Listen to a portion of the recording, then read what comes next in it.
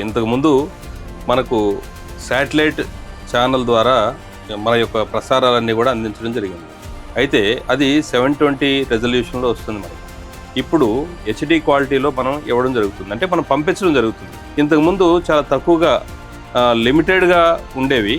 Airtel లాంటి పెద్ద పెద్ద కంపెనీలకి మనము డబ్బులు తగ్గించుకోవడానికి మనం ఇండివిజువల్గా చిన్న చిన్న వాటిని మనం చాలా తక్కువ కాస్ట్లో రిక్వెస్ట్ చేసి, ఒక స్పిరిచువల్ ఛానల్ కాబట్టి మనం చాలా ఖర్చు గణనీయంగా మనం తగ్గించుకోవడం జరిగింది అనమాట. సో ఎంత డిఫరెన్స్ ఉంది సార్ దీనికి ఇంతకు ముందుకి ఇప్పటికి మన ఖర్చులో? సో మన పిఎంసి ఆఫీస్ నుండి మనం ఏదైతే ప్రోగ్రామ్స్ చేస్తామో, లైవ్స్ చేస్తామో, ఇవన్నీ కూడా టెలిపోర్ట్, అంటే ఒక టెలిపోర్ట్ సర్వీస్ ద్వారా మనకి శాటిలైట్కి వెళ్తుందండి. శాటిలైట్ నుండి మళ్ళీ ఏం చేస్తుందంటే ఆ సిగ్నల్ ట్రాన్స్మిషన్ మనకి ఎంఎస్ఓస్, ఇప్పుడు మనం చూస్తున్న ఈ ఎంఎస్ఓస్ అన్నిటికీ కూడా మేజర్ ఎంఎస్ఓస్కి అయ్యి అక్కడి నుంచి లోకల్ డిస్ట్రిబ్యూషన్ జరుగుతుంది. సో ఈ ప్రక్రియ అంతా జరగడానికి ఏంటంటే ఒక్కొక్క దానికి ఒక సర్వీస్ కాస్ట్ ఉంటుంది.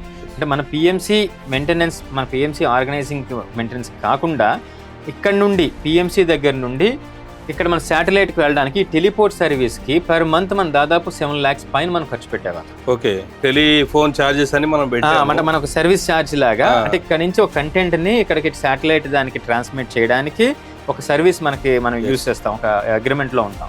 సో దానికి ఎవ్రీ మంత్ దాదాపు 7 lakhs పైన మనకి ఖర్చు ఉండేది. ఓకే, సో అంటే ఇయర్లీ మనకి దాదాపు 84 lakhs పైన మనకి ఖర్చు ఉండేది. అలాగే దీన్ని శాటిలైట్ ఎవ్రీ ఇయర్ రెన్యూవల్కి 7 lakhs దాకా మనకి ఖర్చు ఉంటుంది. ఓకే.